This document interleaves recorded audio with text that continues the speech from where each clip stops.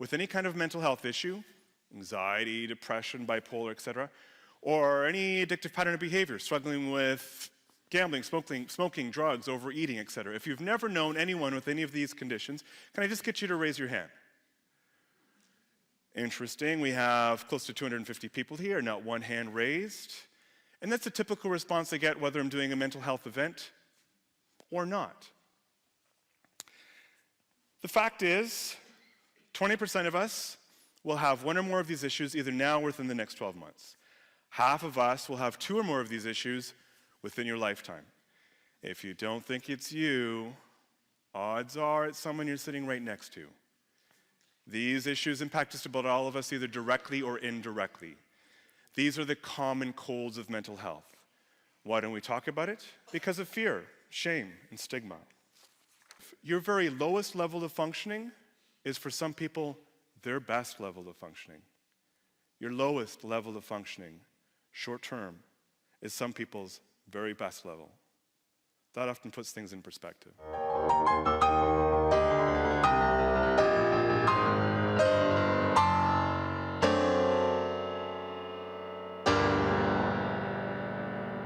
"75% of all lifelong mental health issues occur before the age of 24 or 25.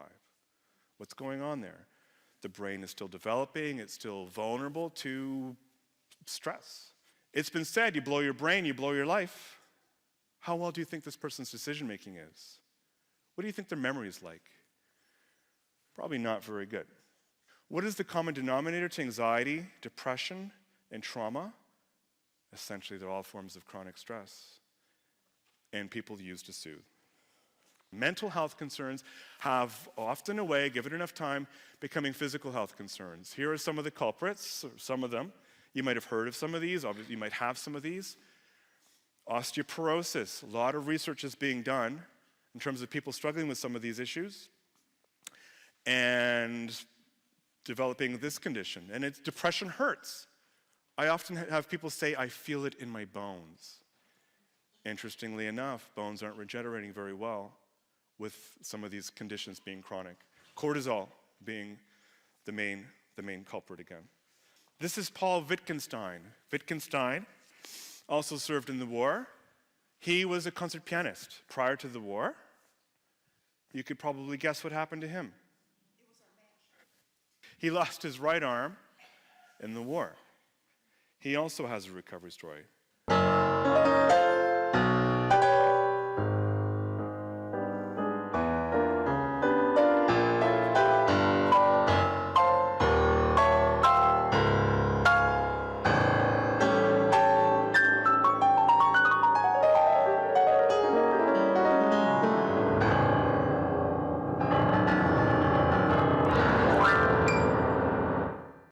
People with mental health and addiction issues are out there.